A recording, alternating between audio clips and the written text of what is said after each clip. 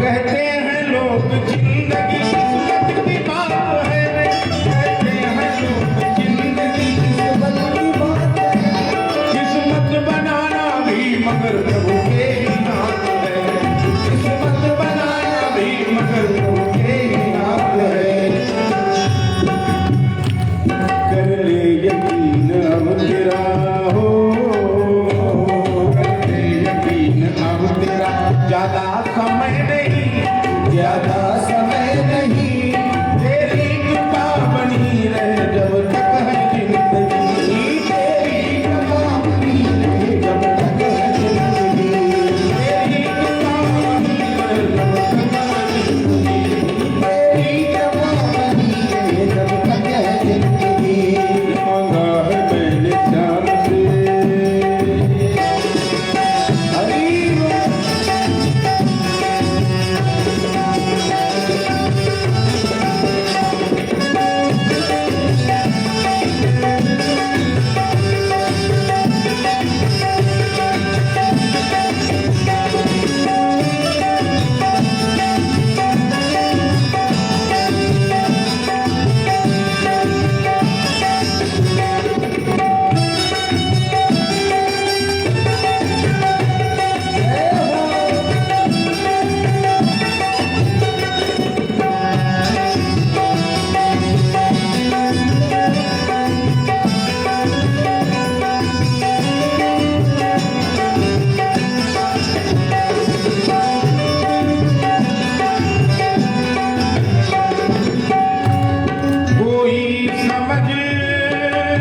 सका नहीं, ये माया बड़ी अजीब,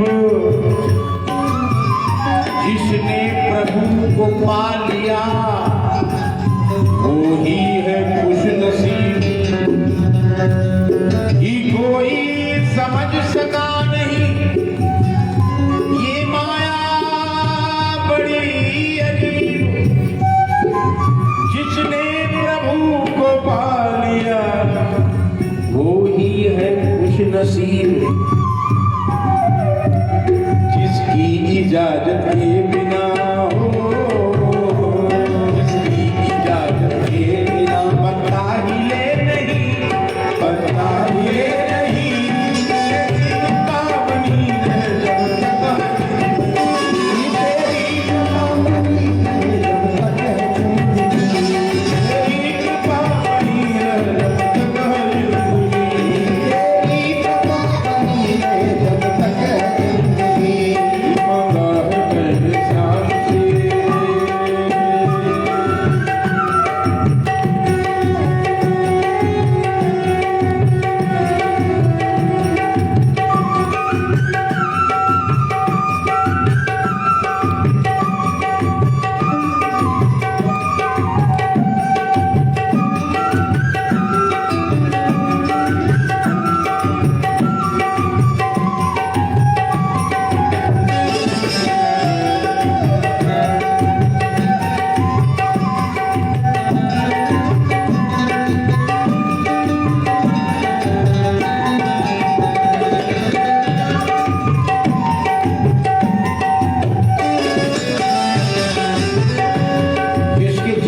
विश्वास है,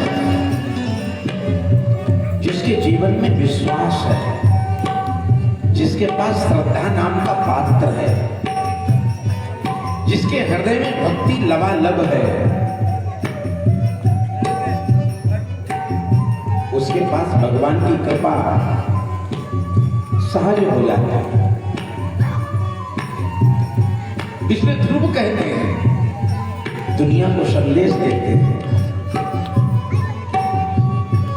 कि जो इतना कृपालु है, अहो बकीय पुस्तक काल मूलम जिघंसया पाए हृदम साध्वी लेभे गतिम धातु पिता पुण्यम तम्वा दयालु शरणम प्रजेम। कितना दयालु, वो इतना दयालु है जो इतना मारने आई थी उसको भी मां की गति प्रदान किया है। कितना कृपालु है। तो ऐसे कृपालु, ऐसे दयालु, जिसकी कृपा से जीवन और दुनिया बदल जाए, रिश्ता तो ऐसे ही करना चाहिए। संबंध किससे रखना चाहिए? ऐसे ही संबंध रखना चाहिए।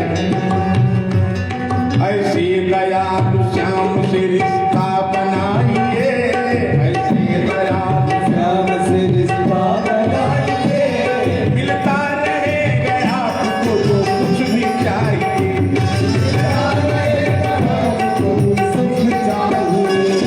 ऐसे दयालु श्याम से रिश्ता बनाइए, ऐसे दयालु श्याम से रिश्ता बनाइए, मिलता रहेगा आपको जो कुछ भी चाहिए, मिलता रहेगा आपको जो कुछ भी चाहिए। ऐसा करिश्मा होगा, ऐसा करिश्मा होगा, हुआ कभी नहीं, हुआ कभी नहीं, तेरी कृपा बनी रहेगा, तेरी कृपा बनी रहेगा। रहे मेरे श्याम वरदान एक ही, वरदान एक ही, वरदान एक ही, वरदान एक ही, तेरी कृपा बनी रहे जब तक है जिंदगी, तेरी कृपा बनी रहे जब तक है जिंदगी। रहे मेरे श्याम वरदान एक ही, वरदान एक ही, तेरी कृपा बनी रहे जब तक है जिंदगी,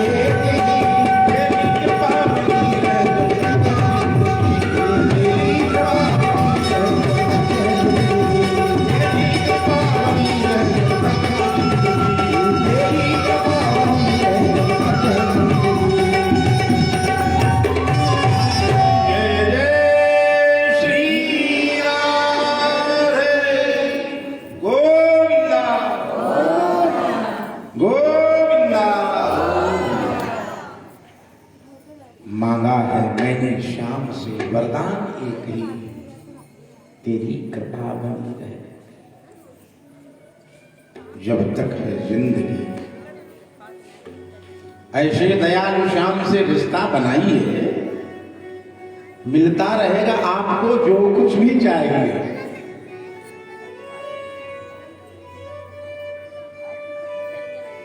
आप भावना प्रकट करिए। मेरे जीवन में एक चमत्कार कई बार होता रहता है, मैं आपको सुना दूं 1 मिनट में। एक बार जयपुर शहर सिटी के अंदर आयोजन चल रहा था। जेठ का महीना, बड़े ध्यान से सुनिए, जेठ का महीना, 20 वर्ष हो गए लगभग। और उस समय मैं चिंतन में बैठा था। मन है, मन चला जाता है, कहीं भी घूमने चला जाता है, दिखता नहीं है, लेकिन शहर में सफर करने चला जाता है। चिंतन में थे, ध्यान में थे। उस समय मन कहां चला गया? चिंतन से हट गया और चिंता में चला गया। और कहां गया? दोपहर, जेठ के महीने की दोपहर की धूप कितनी तीक्ष्ण होती है आप सब जानते हो। तो मेरा मन चला गया कि अभी मुझे 2 घंटे बाद में कहीं जाना है, धूप बहुत तेज है, और धूप में अगर थोड़ा सा भी जाना पड़े तो थोड़ा सा तकलीफ होगी, तो छाता लेना चाहिए। छाता है नहीं अपने पास। कितनी छोटी बात है, 20 साल पुरानी बात। तो ऐसा करते हैं, चलो बाहर ही किसी को बुला करके और छाता मंगवा लेते हैं। ये मन में चल रहा है और चिंतन में है। फिर झटका लगा, फिर अपने होश में आ रहे, मन कहां चला गया, क्या कर रहा था, कहां चला गया। फिर संभाला, अपने कार्य में लग गया। आधा घंटा बीता। आधा घंटे बाद में एक मां आई, बड़ी वयोवृद्ध मां आई।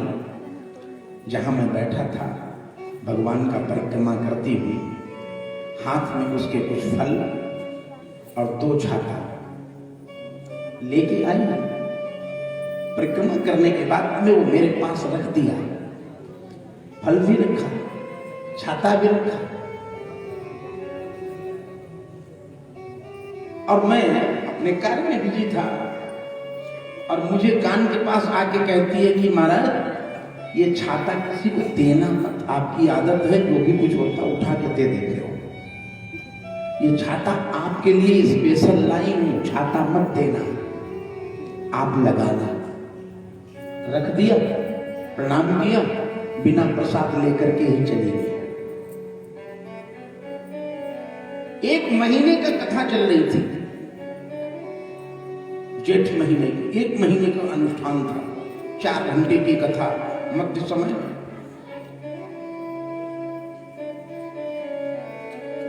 तो फिर वो छाता मेरे पास चले गए। कमरे में पहुंचा, मैंने सोचा सुबह में मैं चिंतन में था तो छाता का विचार आया और 2 छाता मेरे सामने आ गए। फिर ध्यान आया लाया कौन, फिर विचार आया वो एक माता आई थी। फिर जब मैं व्यासपीठ की कथा में गया तो मैं बार बार नजर सभा में दौड़ा रहा था, इन हजारों लोगों के बीच में वो मां नहीं दिख रही है, वो कहां है। 1 महीने की कथा पूरी हो गई लेकिन वो माता नहीं दिखी मुझको, आज तक नहीं दिखी। छाता देके चली गई।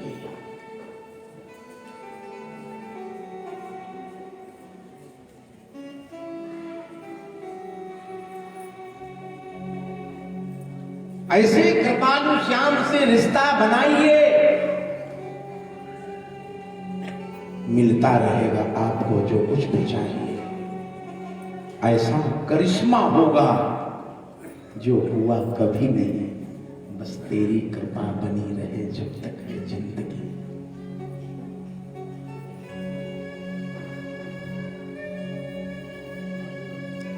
कितने जीवन में चमत्कार हो जाता है कभी कभी, जो कभी सोचा नहीं। कभी चिंतन में आ गया, शाम को शयन किया और चिंतन में आ गया, सुबह में वो उपस्थित हो गया। यह साधना, साधना में बड़ी ताकत है बंधु। जो साधक है, जो साधना अगर करता है तो साधना में बड़ा पावर है।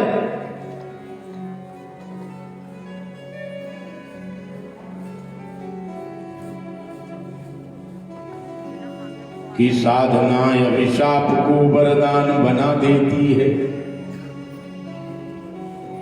कि साधना अभिशाप को वरदान बना देती है। भावना पाषाण से भगवान बना देती है। विवेक के स्तर से नीचे उतर जाने पर ये वासना इंसान को शैतान बना दे। साधना में जाएगा तो उत्थान हो जाएगा, वासना में जाएगा तो पतन हो जाएगा। अच्छे कार्यों में प्रवृत्त होंगे तो आपका प्रमोशन हो जाएगा, और अगर आपने गड़बड़ी किया, बेईमानी किया और गलत काम किया तो प्रमोशन की जगह आपका डिमोशन हो जाएगा। साधक बने। ध्रुव पर अद्भुत कृपा किया, और जब ध्रुव पर कृपा हो गई तो भगवान ने कृपा कर दिया, अंतर ध्यान हो गए। ध्रुव वहां से जब चले ना तो देखो सब पूरी दुनिया में शोर हो गया। जब साधना करने आए थे तब कोई नहीं था, और ये साधना में भगवत दर्शन प्राप्त करने के पीछे अगर कोई है तो वो सौतेली माँ का डांट है, ईर्ष्या है। कभी कभी ईर्ष्या में भी काम बड़े अच्छे बनते हैं। हाँ? कभी कभी कोई ईर्ष्या करे ना,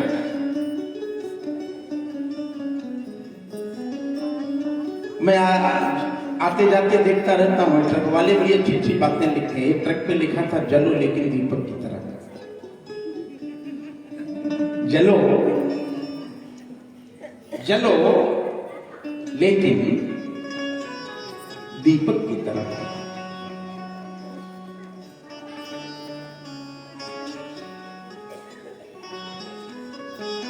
आपकी बुद्धि, आपका विकास, आपका उत्थान देख करके लोगों के मन में आप खटकेंगे। हाँ, शास्त्र कहता है लेकिन उसकी परवाह मत करिए, अपना काम करिए।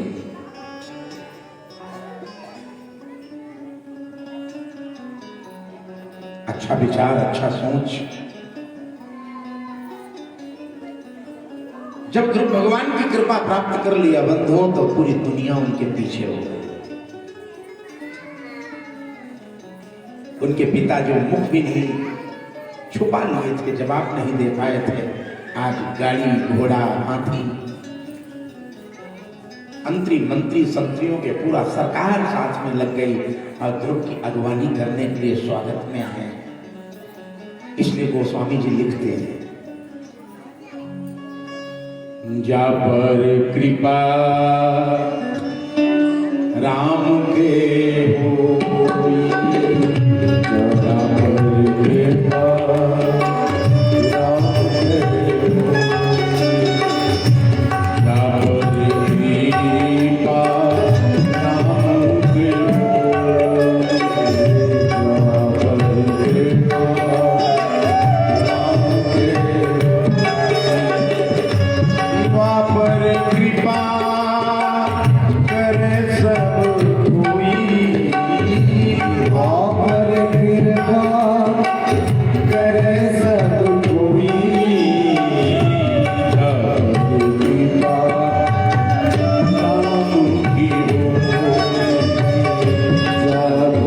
कृपा राम के हो, वहाँ पर कृपा करे सबको, भगवान की कृपा हो जाए फिर तो कुछ बाकी ही क्या रह गया। अद्भुत कृपा प्राप्त किया और स्वागत करते हुए अगमानी गाजा बाजा के साथ में ध्रुव का स्वागत किया है।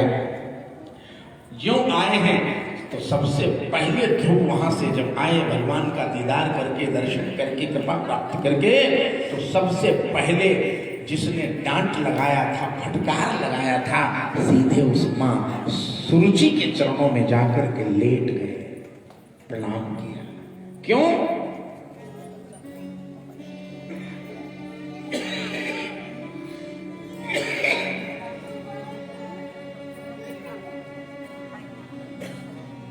सुरुचि ने सीने से लगा लिया।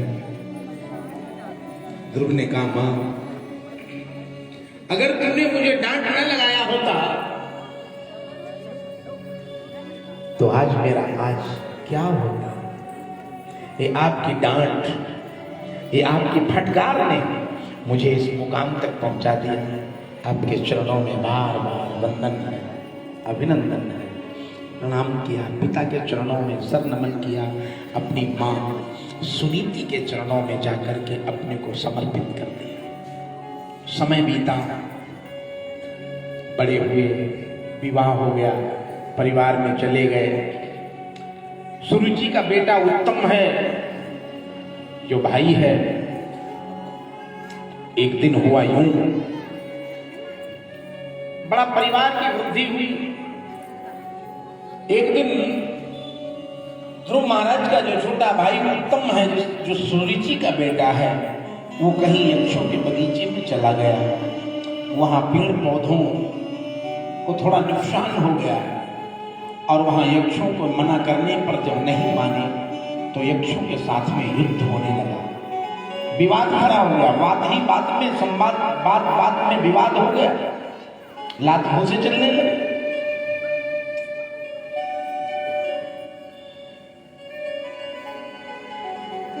यक्षों के द्वारा, यक्षों के प्रहार के द्वारा उत्तम मारा गया। ध्रुव को पता चला, ध्रुव को क्रोध आ गया। आवेश में आकर के, युद्ध स्थल में आकर के यक्षों के साथ में युद्ध करने के लिए बिल्कुल तत्पर हुए। उसी समय ध्रुव महाराज के बाबा प्रकट हो गए, जिनका नाम है मनु महाराज। दादाजी आ गए, प्रणाम किया। मनु ने कहा, बेटा ध्रुव, क्या करने जा रहे हो? ध्रुव ने कहा, मेरे भाई को इन्होंने मारा है, इसलिए मुझे बदला लेना है, इनको भी मारना है। मनु ने कहा, नहीं, आप तो महात्मा हो, आप तो साधु हो। तितिक्षवः कारिकः सुहृदः सर्वदेहिनां अजातशत्रवः शान्ताः साधवः साधुभूषणा। आपको क्रोध आना अच्छा नहीं, शांत हो। दादा ने समझाया, मान गए, अपने घर आ गए। समय धीरे धीरे बीता। एक दिन बड़ा परिवार हुआ है। एक दिन ध्रुव संध्या वंदन भजन कर रहे थे, उसी समय भगवान के पार्षदों का द्वारा विमान लेकर के आए ध्रुव के पास। और ध्रुव से उसमें से पीतांबर पहने हुए चतुर्भुज रूप में भगवान के पार्षद विमान से उतरे और ध्रुव के प्रणाम किया। ध्रुव से कहा, महाराज ध्रुव, अब आपके लिए ये विमान आया है, आप पधारें। भगवान प्रभु ने, श्रीमन नारायण ने याद किया है। ध्रुव जी ने कहा, थोड़ा ठहर जाओ, जब तक मैं अपना भजन और पूजन और माला पूरी नहीं कर लूंगा तब तक मैं नहीं जाता। आप ठहरो। मृत्यु देव आ गए, सामने खड़े हो गए। ध्रुव ने कहा, आप कौन है? मृत्यु से आप कौन है? तो मृत्यु ने अपना परिचय दिया, मैं मृत्यु हूं। आप जा रहे हैं ना? मस्तक पर ध्रुव महाराज अपने चरण को रख करके विमान में जाकर के बैठ गए। विमान चल पड़ा है, उड़ान भरा है, आकाश मंडल से यात्रा कर रहे हैं। लेकिन बीच में ध्रुव जी को याद आई, वो भगवान के पार्षदों से, पायलट से कहा, भैया थोड़ा सा गाड़ी रोक दो। कि क्या हुआ? अरे कह, मेरी मैया तो वहीं छूट गई, जल्दबाजी में ध्यान नहीं दे पाया। बगैर मां के मैं नहीं जा सकता, मैं मां को अपनी लेके आऊं। भगवान के पार्षदों ने ध्रुव से कहा, हे महाराज ध्रुव, एक बात बताओ, आपको ध्यान नहीं रहा? देखा मेरी मां सुनीति उसमें विराजमान होकर आगे विमान में जा रही है।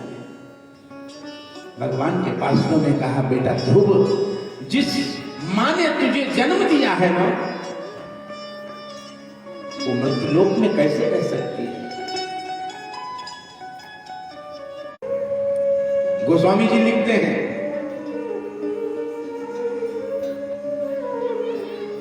वही पुत्रवती है, वही मां कहला सकती है। पुत्रवती युवती जग सो, पुत्रवती युवती जग सो, रघुपति भगत जासु सुत होई, रघुपति भगत जासु सुत होई, पुत्रवती युवती जग सो, पुत्रवती युवती जग सो, रघुपति भगत जासु सुत होई।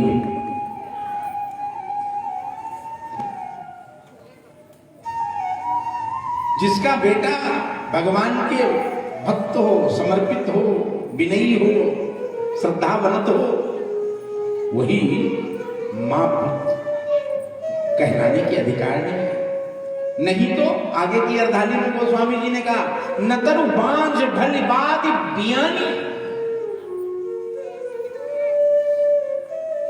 जन्म नहीं दिया,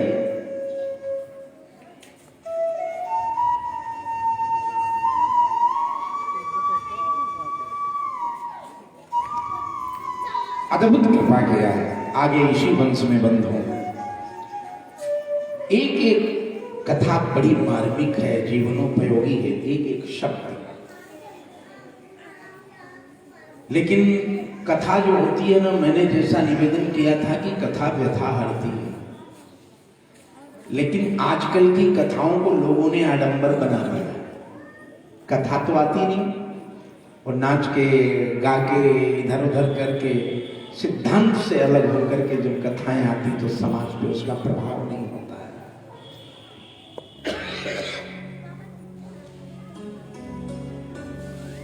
इतना विशेष इसमें खजाना भरा है शास्त्रों में। उससे ही समय नहीं मिलता है। घड़ी भाग रही है, समय देखता हूं कि 4 कब बज गया है और मैं यहीं अभी बैठा हूं, 4 ही में अभी जाना है साथ में।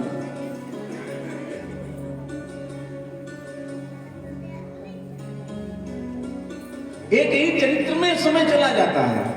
अगर ठीक से चरित्रों को सुना जाए, गुना जाए, चिंतन किया जाए, मनन किया जाए, एक एक शब्द को हम ग्रहण करें।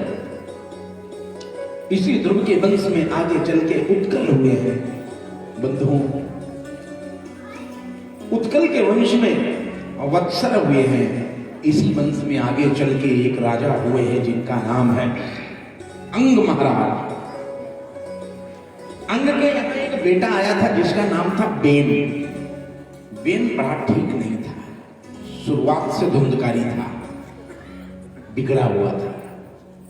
अब बिगड़े हुए व्यक्ति को अगर पावर दे दिया जाए तो सारा और बिगाड़ दिया जाएगा। इसलिए नादान को कभी भी पावर नहीं देना चाहिए। नादान व्यक्ति को पावर नहीं देना चाहिए, नहीं तो सिस्टम बिगड़ जाएगा। इसलिए देश में आज की जो हमारे भारत देश की जो सिस्टम चल रहा है बड़ा मजबूत है। देश की प्रधान पीठ पर बैठने का वही अधिकारी है जो सहिष्णु हो, अनुभव गम्य हो, दूरदर्शी हो, देश की अस्मिता के साथ में कोई खिलवाड़ न कर सके, देश की रक्षा सुरक्षा, जनमानस की भावना, जनमानस की धैर्यता, जनमानस के विकास की बात और हर समय सोचती रहती हो, वही उस पद के लायक होते हैं। नादान को अगर पावर दे दिया जाएगा, इसलिए राजधर्मान दान धर्मान मोक्ष धर्मान विभागशः। जो राजधर्म है, राजनीति का धर्म, राजनीति किसे कहते हैं, इस पर महापुरुषों ने बहुत वक्तव्य दिया है। जो जानेगा वही न कर पाएगा। राजनीति सबको नहीं आती, राजनीति के लिए भी स्वाध्याय करना पड़ता है, उसमें भी घुसना पड़ता है। नास्तिक लोग, और जब जब नास्तिकता समाज में आई है, जब जब पृथ्वी पर नास्तिकता का वृद्धि हुई है, तब तक व्यक्ति का विकास अवरुद्ध हुआ है। आपकी भक्ति से, आपके शक्ति से, भक्ति की शक्ति से आपके नगर, घर से लेकर के नगर की अभिवृद्धि होती है। ये भक्ति में पावर है, ये सत्कर्म में पावर है। जिस घर में अगर यज्ञ ना हुआ हो, वेदों के मंत्र का उच्चारण न किया गया हो, घर किस बात का? न विप्रपादोदग्रदमानि स्वाहा स्वधा कर्म विवर्जितानि कि न वेद शास्त्राध्वनि गर्जितानि श्मशान तुल्यानि ग्रहाणि तानि।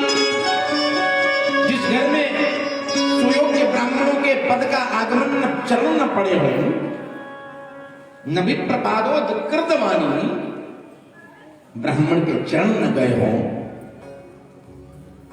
घर में आहुतियां न पड़ी हों, वेद और शास्त्रों की ध्वनि न गुंजायमान हुई हो, जिस घर में ये काम नहीं हुई वो घर नहीं, वो शमशान कहलाता है। श्मशान तुल्यानि ग्रहाणि तानि, महापुरुष कहे।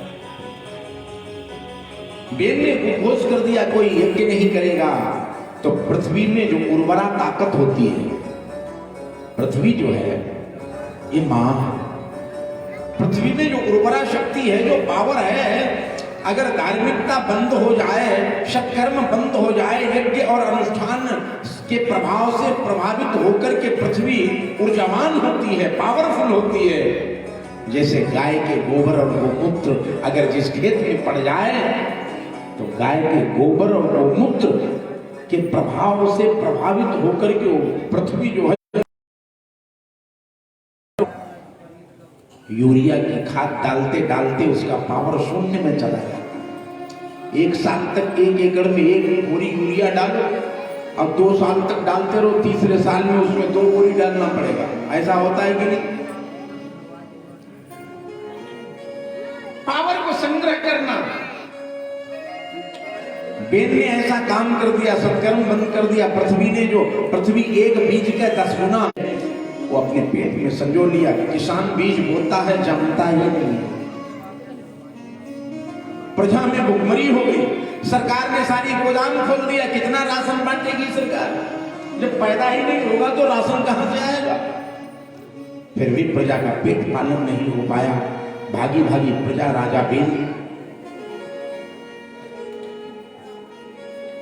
यज्ञ अनुष्ठान धर्म सत्कर्म बंद कर दिया तो ऋषियों को चिंता हो गई और साधु को चिंता होना सहजता है। राजनीतिक के लोग कहा करते हैं, अरे बाबा जी लोगों को राजनीति से क्या लेना देना? हाँ, बाबा जी को तो भजन करना चाहिए।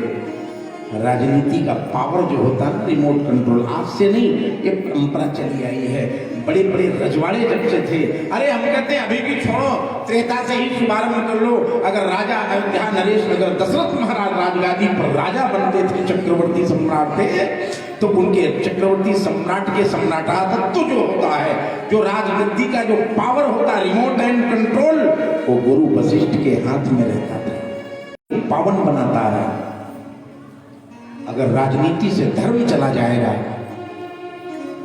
तो राजनीति उद्दंड हो जाएगी, फिर वो अपने मनमानी काम करेगा। इसलिए धर्म का तो दंड होना ही चाहिए। अब क्या हुआ? अब राजनीति में अगर धर्म होगा तो राजनीति पवित्र बनी रहेगी, शुद्ध बनी रहेगी। अगर धर्म में राजनीति चली जाएगी तो वहां गड़बड़ घोटाला हो जाएगा। इतना ही समझना है। ऋषियों ने आकर के, ऋषियों को चिंता हो गई। राजा बेन ने घोषणा किया, कोई यज्ञ नहीं, अनुष्ठान नहीं कर सकता, सत्कर्म नहीं कर सकता। ऋषियों ने आकर के समझाया राजा बेन को, लेकिन समझ में नहीं आई। ऋषियों को क्रोध आ गया।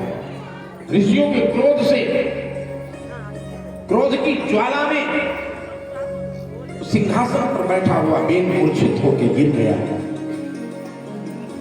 बहुत दिन तक उसको तैल आदि के में रखा गया, लेकिन फिर बात नहीं बनी। राष्ट्रपति शासन लग गया, लेकिन उसके बाद में बाहे खल दल चोर जुआरा, बड़े बड़े खल बढ़ गए राष्ट्रपति शासन में। तो संतों ने फिर सोचा कि अब तो सत्ता पर कोई राजा सा काबिज करना पड़ेगा। फिर बेन के शरीर का मंथन किया है। उस मंथन जब किया, उस दामांग से मंथन करते करते उनसे एक पुरुष प्रकट हुआ है जिसका नाम है पृथु।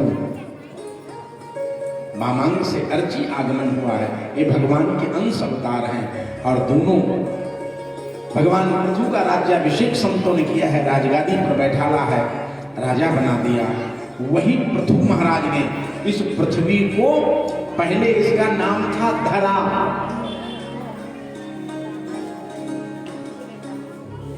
पृथ्वी ने इसको बेटी के रूप में स्वीकार किया, इसलिए तब से पृथु ने बेटी भी स्वीकार किया, नाम दिया, इसलिए इसको कहने लगे पृथ्वी। जैसे पहले हमारे देश का नाम था अजनाभ, आज भारतवर्ष हो गया। बहुत से नाम चेंज किया लोगों ने। मुगलों का शासन आया था तो बहुत नाम चेंज हुए।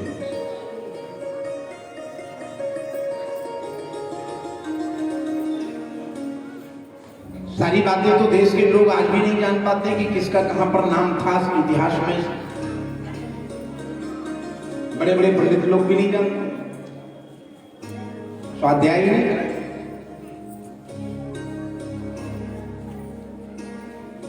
पृथु महाराज के द्वारा प्रजा को उपदेश किया। गौ रूप में पृथ्वी प्रजा को पोषण करने के लिए, पालन करने के लिए पृथ्वी का दोहन किया है। अलग अलग समाज के लोगों ने अग्रगण्य होकर के पृथ्वी से जो मन चाहा, गौरूपनी पृथ्वी से सब कुछ दोहन किया है। और राजा पृथु ने 100 अश्वमेध यज्ञ करने का संकल्प किया। एक यज्ञ पूरा, दूसरा चालू। उस यज्ञ का प्रभाव यह हुआ कि पूरी पृथ्वी अन्न धन धान्य से परिपूर्ण हो गई, प्रजा खुशहाल हो गई।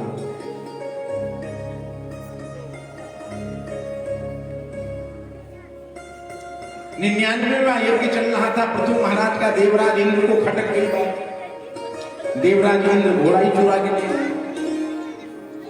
बाद में भगवान आए हैं, संधि प्रस्ताव दिया और संधि आपस में करा करके पृथु को आशीर्वाद वरदान दिया। पृथु ने 10,000 कानों का वर मांगा। भगवान ने कहा क्या करोगे इनका? कहे जहां भी आपकी कथा होती हो मैं सुनता रहूं। 1000 किलोमीटर में कथा हो तो मैं अपने आसन पे बैठा बैठा आपकी कथा सुनता रहूं। बस ये कृपा हमको चाहिए, ये आशीर्वाद चाहिए। पृथु महाराज पर कृपा किया।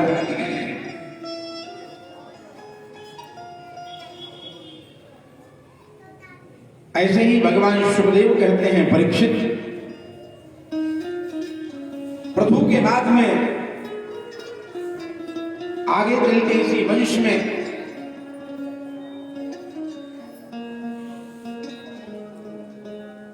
बाद में अंतर्धान हविर्धान प्राचीन बरही नाम के राजा का स्वामी सुखदेव ने कथा सुनाया। प्राचीन बरही एक ऐसे राजा हुए जिन्होंने बहुत यज्ञ किया। एक दिन इनके यज्ञ में देवऋषि नारद आ गए, प्रकट हुए, प्रणाम किया। देवऋषि नारद का चेहरा उदास। प्राचीन घोड़ों की बलि दी जाती।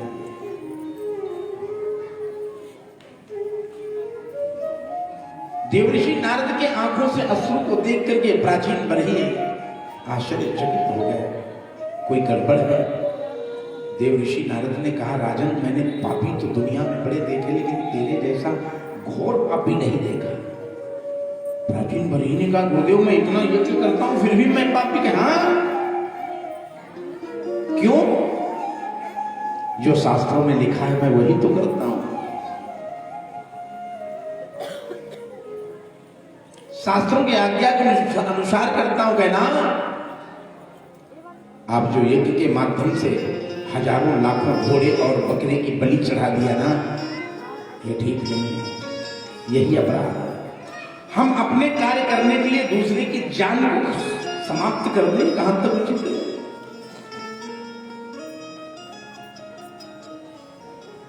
प्राचीन बरही ने कहा वेदों में एक शब्द आया है आलभेत। आलभेत का अर्थ होता है वध करना। देवऋषि नारद ने कहा बस इतना ही अर्थ लगाया अपने वेदों। परोक्षवादो वेदोयम बालानाम अनुशासनम। वेदों की जो शब्द हैं वो थोड़ा सा अलग है।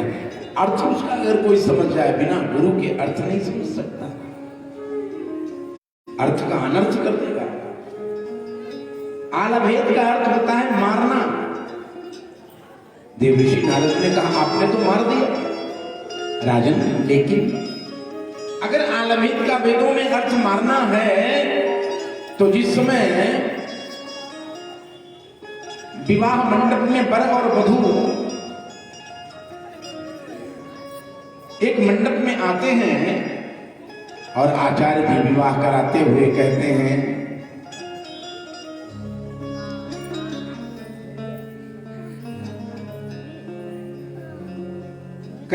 कन्यायाः वरस्य आलभेत। जो दूल्हा है वो कन्या का स्पर्श करे। अगर आलभेत का अर्थ मारना कर दिया जाएगा तो अगर दुल्हन को बहू को मार देगा दूल्हा तो फिर विवाह कैसे करेगा?